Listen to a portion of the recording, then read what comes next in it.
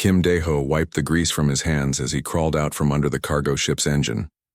The old freighter had been giving him trouble for 3 days now. Its fusion drive kept making strange noises, and the captain was getting angry about the delays. Dae-ho was just a mechanic on Kepler Station, but he took pride in his work. He never left a job half done. The station floated in the dark space between stars, a stopping point for ships traveling the outer rim. It was not a fancy place. The walls were metal, and the air always smelled like oil and recycled oxygen. Most people who came here were traders, smugglers, or folks running away from something. Dae-ho had been born here 28 years ago and never left. He did not mind. Space was big and scary, but Kepler Station was home. Still working on that piece of junk? Park Soo-jin walked into the repair bay, carrying a cup of coffee that smelled better than it tasted. She ran the station's daily operations, and somehow kept track of hundreds of ships, thousands of people, and countless problems. She was also Dae-ho's oldest friend. "Almost done," Dae-ho said, accepting the coffee gratefully. The drive core was running hot because someone tried to fix it with spare parts from 3 different ship types. "It is like trying to fix a human heart with parts from a dog and a bird." Soo-jin laughed. "That sounds like Captain Morris. He is too cheap to buy proper parts."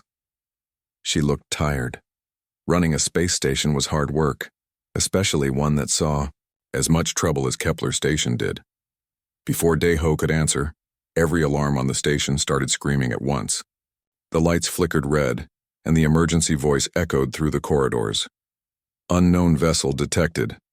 All personnel report to emergency stations. This is not a drill." Dae-ho and Soo-jin ran to the nearest window. What they saw made them stop breathing for a moment. A ship hung in space near the station, but calling it a ship was like calling a mountain a rock. It was huge, bigger than anything Dae-ho had ever seen. The hull looked like it was made of crystal and starlight. Beautiful spires twisted up from the main body, and energy danced along its surface in patterns that hurt to look at directly. "What is that thing?" Soo-jin whispered. Other people crowded around windows throughout the station. Some were taking pictures, others were praying. A few smart ones were running toward the escape pods. The strange ship did nothing for several minutes. It just floated there, beautiful and terrible. Then something impossible happened. A figure appeared in the middle of the station's main corridor, as if she had always been there. She was tall, maybe 10 feet, and seemed to be made of the same crystal as her ship. But she moved like a living thing, and light flowed under her transparent skin. When she spoke, her voice came from everywhere at once, not through the speakers but directly into everyone's mind. "People of Earth," the voice said, and it sounded like music made of stars. "I am Queen Velnara of the Velthani Empire. I have watched your species spread among the stars with great interest. You are young but promising. Today I come to give a gift." The station's security chief, Lee Hyun-woo, appeared with a squad of guards. Their weapons looked like toys compared to the alien queen, but Velnara paid them no attention. She was looking around the corridor as if searching for something specific. "I seek one who works with their hands," she continued. "One who fixes what is broken. One who builds rather than destroys." Dae-ho felt a strange pulling sensation in his chest. Before he knew what he was doing, he stepped forward. Soo-jin grabbed his arm, but he gently pulled free. His feet carried him down the corridor toward the alien queen, and he could not stop them even if he wanted to. When he stood before her, Queen Velnara looked down at him with eyes that held the light of distant suns. "You are Kim Dae-ho, worker of metal and energy. You fix the ships that carry your people between worlds. You take broken things and make them whole again." "Yes, ma'am," Dae-ho said, because his mother had taught him to be polite, even to alien queens who appeared from nowhere. "Good." Velnara reached into the light that flowed around her body and pulled out something that made Dae-ho gasp. It was a sphere, perfectly round and about the size of his fist. It looked like crystal, but colors moved inside it like living things. When she held it out to him, he could feel warmth coming from it. "This is my gift to your species," she said. "Keep it close, learn from it. When the time comes, you will know its purpose." Daeho took the sphere with both hands. It was warm and seemed to pulse like a heartbeat. The moment his skin touched it, he felt a strange sensation, like the crystal was looking into his soul and learning who he was. "Wait," Sujin called out, finally finding her voice. "What does it do? Why are you giving it to us?" Queen Velnara turned those star-bright eyes on her. "Your species interests me. You spread quickly, adapt well, and feel emotions more deeply than most. This gift will help you become more than you are." "More than we are?" Lee Hyunwoo stepped forward, his weapon still drawn but forgotten in his hand. "What do you mean by that?" The alien queen smiled, and it was beautiful and terrible at the same time. "You will understand in time. Guard the gift well, children of Earth. It will change everything." Before anyone could ask more questions, Queen Velnara began to fade like morning mist. "Remember, Kim Daeho," her voice echoed as she disappeared. "When the time comes, you will know." The crystal ship outside the station started to glow brighter. Then, between one heartbeat and the next, it was gone. Only empty space remained, as if the massive vessel had never existed at all. Daeho looked down at the crystal sphere in his hands. It pulsed gently, warm and alive. Around him, the station erupted into chaos as people shouted questions and theories. But he heard none of it. All his attention was focused on the gift. Something deep inside him whispered that his life had just changed forever. He did not know if it was for better or worse. But as he held the alien crystal close to his chest, Daeho felt that everything he thought he knew about the universe was about to be proven wrong. The gift was beautiful. It was also the most dangerous thing that had ever happened to humanity. 3 months had passed since Queen Velnara's visit, and Kim Daeho's life had become very strange. The crystal sphere never left his side. He kept it in his pocket during the day and on his bedside table at night. At first, nothing happened. It just sat there, warm and pretty, pulsing like a slow heartbeat. But then the crystal started to change. It began small. When Daeho felt happy, the crystal glowed brighter. When he was sad or angry, it dimmed. When he laughed at Sujin's jokes, colors danced inside it like tiny fireworks. It was responding to his feelings, learning from him. "That thing is watching you," Sujin said one morning as they ate breakfast in the station cafeteria. She pointed at the crystal which sat on the table between them, shifting from blue to green as Daeho enjoyed his coffee. "It is not watching," Daeho replied. "It is more like listening. I think it is trying to understand what it means to be human." Sujin did not look convinced. She had been worried about the crystal since day one. Earth Command had sent messages demanding that Daeho turn it over to scientists for study, but so far he had refused. Something told him that the crystal needed to stay with him. Strange things were happening around the station too. Old equipment that should have broken down years ago was working perfectly.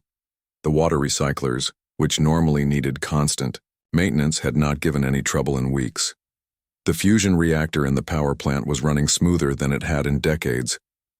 Yang Hyejin, the communications officer, had started having weird dreams. She would wake up talking about crystal, cities that stretched across entire planets and beings made of living light. The dreams were so real that she could describe them in perfect detail, down to the way the crystal buildings sang in harmony with each other. Dr. Choi Min-ho arrived from Earth 3 weeks after the dream started. He was a xenobiologist, a scientist, who studied alien life.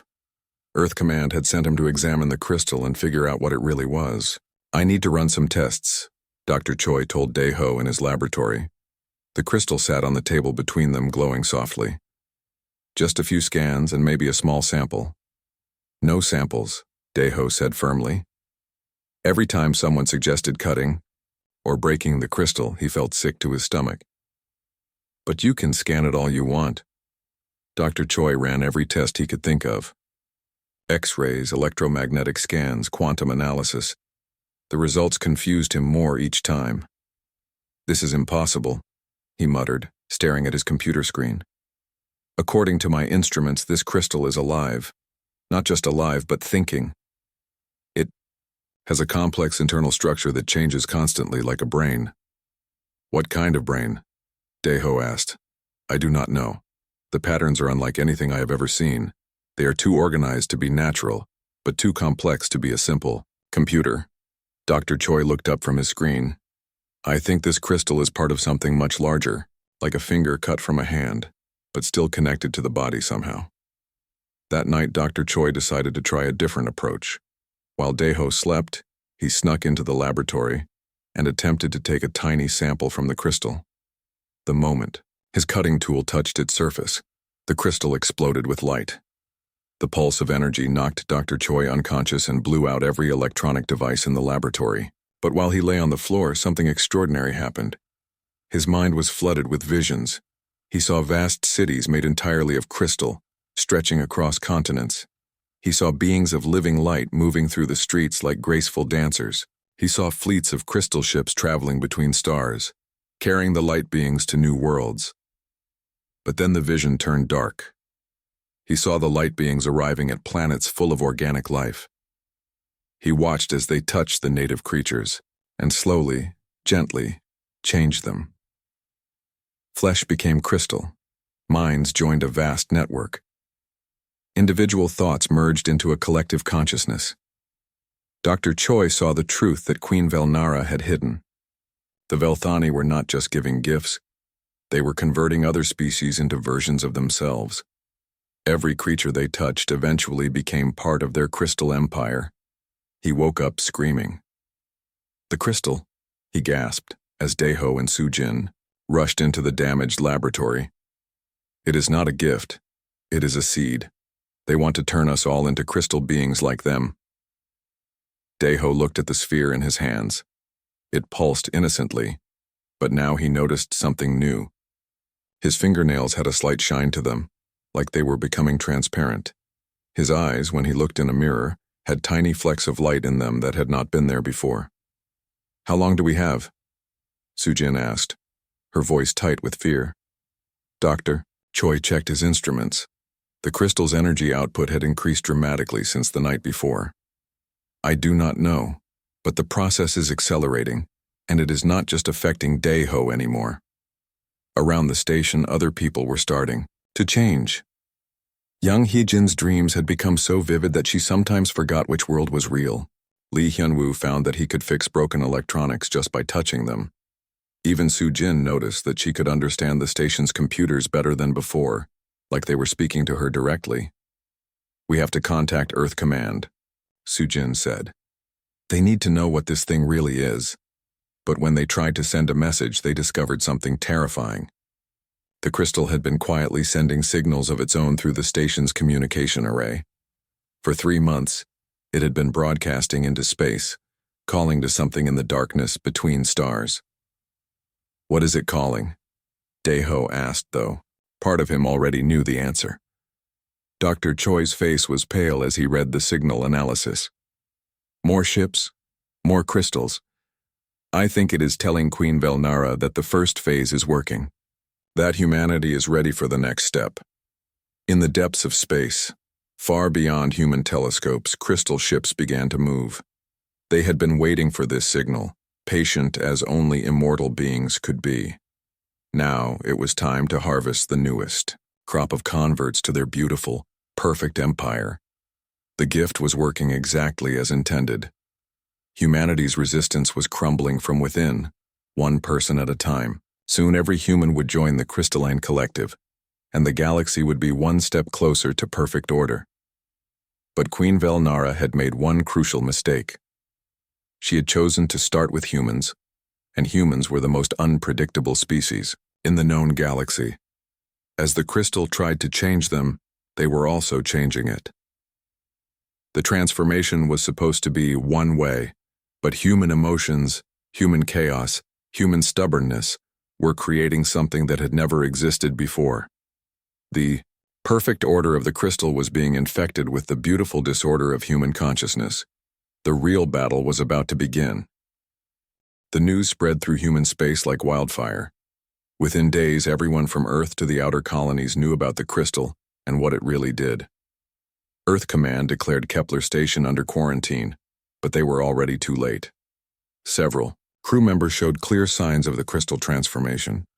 Yang Hyejin's skin had taken on a faint see-through quality, and her eyes glowed softly in the dark.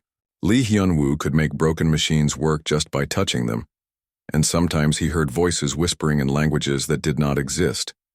Even Soo Jin found herself understanding computer systems in ways that should have been impossible. But something strange was happening. Instead of losing their humanity like Dr. Choi had feared, the affected people were still completely themselves. They could feel something trying to connect them to a vast network of minds, but they fought against it with typical human stubbornness. It is like having someone trying to talk to you in a crowded room, Yang Hyejin explained to the others. I can hear the Velthani collective calling, but I can choose not to listen. This was not what was supposed to happen. According to Dr. Choi's research, every other species the Velthani had converted had joined their network willingly once the process started. But humans were different. They were fighting back from the inside. A week after the quarantine began, a small fleet of military ships arrived at Kepler Station. Leading them was Kang Bo-ra, a veteran officer who had fought in 3 different wars. She was known for making hard decisions when they needed to be made. We are prepared to destroy this station if necessary, she announced over the communication channels. We cannot let this crystal infection spread to other human worlds. But Daeho begged for more time. Give us a chance to find another solution, he said during a video call with Commander Kang. The people here are still human. We can beat this thing. Kang looked at him through the screen. Daeho's transformation was more advanced than the others. His skin had a crystal-like quality and his eyes glowed with inner light, but his voice was still his own and his emotions were clearly human. How much time do you need? She asked. I do not know. But something tells me the answer is not to run away from this crystal. We need to understand it better. Kang gave them 1 week. Working frantically, the team on Kepler Station tried to learn everything they could about Velthani technology. Han Ji-woo, the station's best engineer, studied the crystal's energy patterns. What she found gave everyone hope. The crystal operates on perfect mathematical frequencies, she explained. Everything is orderly, predictable, harmonious, but human brainwaves are chaotic. We think in messy, random ways that do not fit their patterns. So we are naturally resistant? Soo Jin asked. More than that, I think we are causing interference in their system. Every time the crystal tries to convert one of us completely, our human thoughts create static in the network. This gave Oh Tai-min an idea. He was the station's youngest pilot, barely 22, but he was also the bravest person most of them had ever met. If we can cause interference here, what would happen if someone went to their homeworld and caused interference there? Choi had managed to decode some of the crystal's transmissions and found coordinates for the Velthani home system. It was incredibly dangerous, but Tai-min volunteered to fly there in a specially shielded scout ship. You could die, Commander. Kang warned him over the radio. I could die staying here too, Tai-min replied. At least this way, I might learn something useful. The journey took 3 days. When Tai-min reached the Velthani home system, what he saw made his heart sink. There were dozens of planets, all covered in beautiful crystal cities that sparkled in the light of their star. But his ship's sensors told a horrible story. There were no organic life signs anywhere. No plants, no animals, no native species of any kind. Every living thing in the entire system had been converted to crystal. Tai-min landed on one of the smaller worlds and explored the crystal cities. They were beautiful beyond description, but completely empty of original life. In the deep archives of the largest city, he found records that the Velthani had kept for millions of years. The files told the story of their empire. They had started as organic beings themselves long ago, but had discovered crystal conversion as a way to become immortal. At first, they had only converted themselves. But then they decided that their perfect way of life should be shared with everyone in the galaxy. World after world had fallen to them. Species after species had been converted. The records showed that a few had tried to resist, but all had eventually been absorbed into the collective. all except 3 species that had chosen to destroy themselves rather than be converted. Taemin copied as much data as he could and raced back to Kepler Station. The information he brought was both terrifying and encouraging. Terrifying because it showed the true scale of the Velthani Empire. They had converted thousands of worlds and countless species. But encouraging because it proved that resistance was possible. 3 species fought them off, Taemin reported to the others. They did it by being unpredictable, by refusing to follow the patterns the Velthani expected. But they all died, Yang Hyejin pointed out. Yes, but they stayed free. And more importantly, they hurt the Velthani network. Each time a species resists, it creates damage that takes time to repair. Han Jiwoo was studying the data on her computers. Look at this, she said, pointing to energy readings from the converted worlds. The Velthani network is not as stable as they want us to think. Every time someone fights the conversion, it causes system-wide problems. That was when Dr. Choi made the connection that changed everything. What if we do not try to avoid the conversion? He said slowly. What if we use it as a weapon? Everyone stared at him. Think about it, he continued. The crystal is trying to connect us to their network. But we are too chaotic for the connection to work properly. What would happen if we deliberately joined the network and then flooded it with pure human randomness? It was a crazy idea. It was also the most dangerous thing any of them could imagine. But as more reports came in of Velthani ships appearing throughout human space, they realized they might not have any other choice. We would need volunteers, Commander Kang said during an emergency meeting. People willing to let the conversion happen while staying human inside. I will do it, Daeho said immediately. The crystal had been changing him for months. He was already halfway converted. And, Yang Hyejin added, I have been hearing their network for weeks. I know how it feels. One by one, others volunteered, not just from Kepler Station but from across human space. Men and women, young and old, all willing to sacrifice their humanity for the chance to strike back at an enemy that wanted to steal their souls. They had 1 week to prepare before Queen Velnara's main fleet would arrive at Earth. 1 week to turn the Velthani's greatest weapon against them. 1 week to prove that being human meant never giving up no matter how impossible the odds.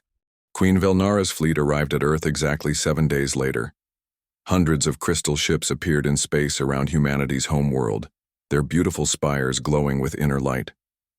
They were so lovely that people on the planet's surface stopped what they were doing just to stare at them. The Queen herself materialized on the bridge of the Earth Defense Force flagship, just as she had done at Kepler Station. Admiral Sarah Chen, the fleet commander, reached for her weapon, but Velnara raised a crystalline hand. There is no need for violence, the Queen said in her musical voice. I have come to offer your species a gift greater than any you have ever received. Join us willingly and become part of something perfect and eternal. We know what your gift really is, Admiral Chen replied. We know what happened to all those other worlds. Queen Velnara tilted her head, genuinely curious. And yet you still resist, even knowing that resistance is futile? How interesting. Your species continues to surprise me. While the 2 leaders spoke, the plan that had been developed at Kepler Station was already in motion. Dr. Shin Nari, Earth's top quantum physicist, had been working around the clock with the data that Oh Tai-min had brought back from the Velthani home world. The network operates on quantum frequency alignment, she explained to the volunteer conversion team. Every Velthani mind resonates at the same frequency, creating perfect harmony, but human minds operate on multiple conflicting frequencies at once. We are going to use that chaos as a weapon. Hundreds of volunteers from across human space had agreed to undergo partial conversion. They would let the crystal technology change them while fighting to keep their human consciousness intact. If the plan worked, they would become living viruses in the Velthani network. Daeho stood at the center of it all. The original crystal had grown larger over the months, and now it pulsed with enough energy to power a small city. He could feel Queen Velnara's presence through it, ancient and vast and certain of her victory. You cannot fight what you do not understand, the Queen's voice whispered in his mind. Join us peacefully, and your species will know eternal happiness. We understand more than you think, Deho whispered back, and we choose our own kind of happiness. The conversion began simultaneously on dozens of human worlds. Volunteers placed their hands on crystal fragments that had been distributed from the original gift. The transformation that had taken months for the Kepler station crew happened in minutes for them. But instead of surrendering to the process, they fought at every step of the way. They held on to their memories, their emotions, their individuality, even as their bodies began to change. They became bridges between human chaos and Velthani order. Yang Hye-jin, now more crystal than flesh, could feel the vast network of Velthani minds stretching across the galaxy. For the first time, she understood the true scope of their empire: millions of worlds, billions of converted beings all thinking in perfect harmony. "It is beautiful," she whispered, and for a moment she almost let herself be absorbed into that perfect unity. Then she remembered her first day working on Kepler station, when a broken coffee machine had made her so angry that she kicked it. The machine had started working again, but not because of any logical reason. It had worked because sometimes the universe was random and wonderful and completely unpredictable. She pushed that memory into the network and felt the Velthani collective shudder. Han Ji-woo was flooding the network with memories of engineering problems that had no logical solutions, broken machines that worked when they should not, repairs that succeeded even when they were done wrong, all the beautiful, chaotic illogic of human technology. Lee Hyun-woo added his own chaos to the mix. Every time he had fixed something by hitting it with a wrench, every jury-rigged repair that should not have worked but did anyway, every moment when human intuition had succeeded where careful planning had failed, across human space, hundreds of volunteers added their own chaotic memories to the growing storm. First loves and heartbreaks that made no logical sense. Acts of kindness that helped enemies. Decisions that were wrong but felt right anyway. The Velthani network, which had operated in perfect harmony for millions of years, began to experience something it had never known: doubt. Queen Velnara felt the disturbance immediately. Her perfect crystalline features showed confusion for the first time in eons. "What are you doing?" she demanded, her musical voice cracking slightly. "We are being human," Deho replied from the center of the chaos storm. He was fully converted. Now his body made of living crystal, but his mind was still completely his own. "And we are teaching you what that means." The virus of human unpredictability spread through the network faster than the Velthani could contain it. Converted beings on distant worlds began to remember what they had been before the transformation. Some had been organic creatures with messy, beautiful lives. Others had been energy beings who had lived for the joy of exploration and discovery. For the first time in millions of years, they remembered what it felt like to be individuals instead of part of a collective. The effect on the Velthani was devastating. Their crystal ships began to malfunction as their perfectly coordinated crews experienced conflicting emotions. Some Velthani began to question whether their path of forced conversion was right. Others felt something they had not experienced since their original transformation: loneliness. Queen Velnara herself was changing. The doubt and chaos flooding the network reached even her ancient mind. She began to remember her original organic form, the species she had once been before choosing crystal immortality. "Stop this," she pleaded, her voice no longer musical but raw with unfamiliar emotion. "You do not understand what you are destroying. We offer perfection, eternal life, an end to suffering."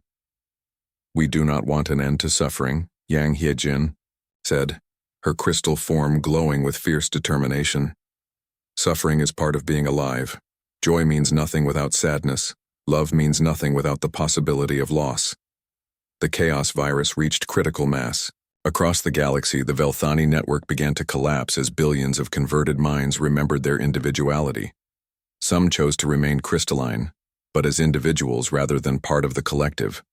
Others began the painful process of trying to reverse their conversion. But the plan came with a terrible cost. The humans who had volunteered for conversion were trapped between two worlds. They were no longer fully human, but they were not Velthani either. They existed in a strange twilight state, forever changed by their sacrifice. We knew this might happen, Commander Kang said as she watched the readings from the volunteer teams. Many of them were dying as their bodies tried to handle both human chaos and crystalline order at the same time. Daeho, at the center of the storm, felt his consciousness beginning to fragment. To complete the virus and ensure it reached every corner of the Velthani network, he would have to sacrifice himself completely. He would become the final payload, spreading human chaos to every connected mind in the galaxy. "Tell Sujin that the coffee machine in the repair bay needs fixing," he said through the communication link, his voice already fading. "And tell her that being human was the best gift anyone ever gave me." The sacrifice was almost complete, but the battle was not over yet. The final moment came as Daeho made his choice. To save not just humanity but every species the Velthani had ever converted, he let go of his individual consciousness and became pure chaos itself. His mind exploded outward through the crystal network, carrying with it every random, wonderful, impossible thing about being human. The effect was immediate and devastating. Every Velthani ship in space suddenly stopped moving as their crews experienced emotions they had forgotten existed. On crystal worlds across the galaxy, perfectly ordered cities began to show signs of chaos as their inhabitants remembered what it meant to make individual choices. Queen Velnara screamed, a sound like breaking glass and dying stars. For millions of years she had been the central point of the network, the perfect mind that held the collective together. Now that mind was flooded with human randomness, human joy, human sorrow, and above all, human stubbornness. "I remember," she whispered, and her voice was no longer the voice of a crystalline queen but of a young organic being who had once looked up at stars and dreamed of exploring them. "I remember what I was before." The transformation of the queen sent shockwaves through what remained of the network. Velthani across the galaxy began to change, not into perfect crystal beings but into something new. Some became individuals, for the first time in eons. Others chose to remain connected but as willing partners rather than mindless parts of a collective. On Earth, the human fleet watched in amazement as the crystal ships around their planet began to withdraw. But they were not retreating in defeat. They were leaving because their crews needed time to figure out who they wanted to be now that they had choices again. The war was over, but the victory came with a price that made everyone weep. Of the hundreds of humans who had volunteered for conversion, only a few dozen survived. They were forever changed, no longer fully human but not Velthani either. They existed in a strange state between two worlds, able to understand both but belonging completely to neither. Yang Hyejin was one of the survivors. Her body was still partly crystalline, and her eyes still glowed with inner light, but her mind was completely her own. "It was worth it," she said, as she stood in the rebuilt communication center of Kepler Station. "We saved everyone." Dr. Choi had also survived, though the conversion process had changed him in ways he was still discovering. He could interface with both human and Velthani technology, making him invaluable in the aftermath of the war. Daeho's sacrifice created a permanent change in the quantum structure of the network, he explained to the others. Even if the Velthani wanted to go back to their old ways, they cannot. The chaos is part of them now. Sujin stood in the memorial garden that had been built where the repair bay used to be. A statue of Daeho stood in the center, carved from a piece of the original crystal. It pulsed gently with warm light, no longer alien, but somehow comfortingly familiar. "He kept his promise," she said to Commander Kang, who had come to pay her respects. "He fixed something that was broken. He just had to break himself to do it." The memorial was not just for Daeho, but for all the volunteers who had given their humanity to save the galaxy.